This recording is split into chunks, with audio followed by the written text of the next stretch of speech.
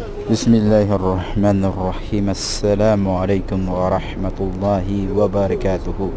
Andito po tayo ngayon sa isang mosque kung saan ay malapit sa ating bahay. Marami namang mosque dito sa Saudi Arabia, pero syempre bilang isang Pilipino, mahilig tayo pumunta sa bawat mosque, puntahan yung magaling magbasa ng Quran kasi tumitingin din tayo ng mga imam na magagaling magbasa ng Quran.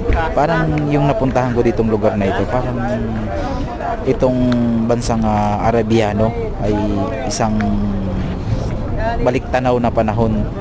Kung nandito nga ako, parang modern na lang kasi merong sasakyan. Pero kung walang sasakyan dito at nandun ako sa desierto sa may mga kamilyo, parang nakikita ko yung lumang panahon when I back last 1400 years ago.